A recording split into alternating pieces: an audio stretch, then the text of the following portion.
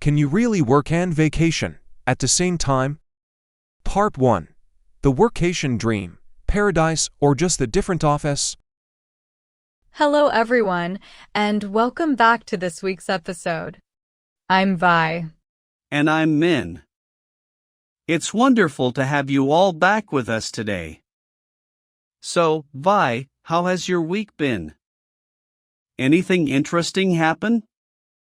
Actually, I stumbled upon a TikTok video earlier this week.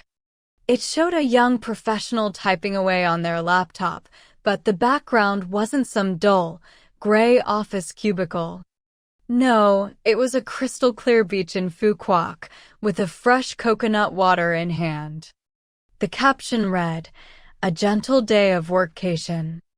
Oh my gosh, Min, at that exact moment, I literally just wanted to shut my laptop, pack my bags, and leave right then and there. Workation is the ultimate buzzword for office workers lately. Combining work and vacation. It sounds like absolute paradise, doesn't it?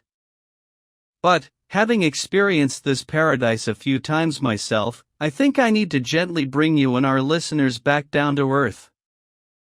Oh, come on. Why do you always have to ruin my romantic daydreams so early in the show? Well, hear me out. Picture this. You eagerly take your laptop out to the poolside to flex like those influencers on social media. But within exactly 5 minutes, the glaring sun hits your screen so hard you can't even see a single letter. On top of that, you have noisy kids splashing around, sweat dripping down your face because of the midday heat, and to top it all off, your charger cable doesn't even reach the outdoor outlet.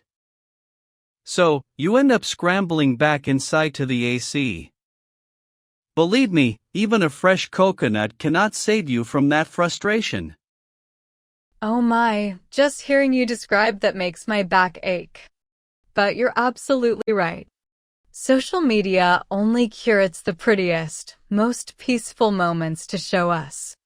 In reality, we're still corporate workers, just under a different set of geographic coordinates, right? Exactly. The deadlines are still there, and the emails from your boss are still buzzing. The only difference is when you look up, instead of a painted office wall, you see a palm tree. But jokes aside, I don't think it's a coincidence that this trend is so incredibly popular among young people. Vi, what do you think is the biggest driving force behind this? Is it really just about boosting creativity like all the articles claim? I feel like that's just a fancy excuse we use to justify it to ourselves. The deeper reason, in my opinion, is more like escapism with responsibility. A lot of us get so burnt out by the daily 9-to-5 grind, looking at the same commute, sitting in the exact same chair. We desperately want to escape, but we can't afford to quit our jobs. So, a workcation becomes the perfect middle ground where we get to travel to soothe our souls without losing our income. Escapism with responsibility. I really like that phrase. But it makes me wonder, does changing your environment actually fix the root cause of burnout, or is it just a temporary painkiller? Like, if you take a mind full of stress from Saigon to Dalat, doesn't that stress just travel right along with you? It doesn't magically vanish at the boarding gate, does it, Vi? That question hits the nail on the head. I have friends who came back from a workcation even more exhausted. They realized that no matter where you go, the workload follows you, and now you have to deal with extra travel expenses and the logistics of being in a strange place on top of it. Exactly. That's why, behind the rosy filters of check-in photos, a workcation is actually a mental battle of balancing how to enjoy yourself while keeping your job intact. And to help our listeners better navigate this battle, as well as prepare your mindset before packing your bags, let's move on to our next section. The dark sides and practical challenges of a workcation that nobody talks about on social media. Part 2. The reality check. Challenges nobody talks about. Welcome back, everyone. In this section, Min and I are going to take off the rose-colored glasses and talk about the actual day-to-day struggles of a workcation. And let's start with something I struggle with the most, boundaries. Min, how do you stop work from completely taking over the vacation? Honestly, Vi, it's incredibly hard. When you're in a beautiful place, there's this constant tug-of-war. If you're working, you feel guilty because you're missing out on the beach. But if you're out exploring, you feel guilty because you should be replying to emails. It's like you can never fully commit to either. Exactly. I call it the remotely guilty syndrome. You end up working overtime just to prove to your boss that you aren't slacking off, which completely defeats the purpose of being on vacation in the first place. And let's not forget the financial side of this. People think workcation is a way to save money, but in reality, it's a massive budget drainer. You're paying rent for your apartment back home, and on top of that, you're paying for a homestay, eating out 3 times a day, buying daily coffees to use cafe Wi-Fi, and booking transport. Unless you plan meticulously, you might end up in a financial hole. Oh, absolutely. It's so easy to slip into tourist spending mode when you're technically still on a regular work week. And speaking of cafes, can we talk about the infrastructure nightmare? Don't get me started.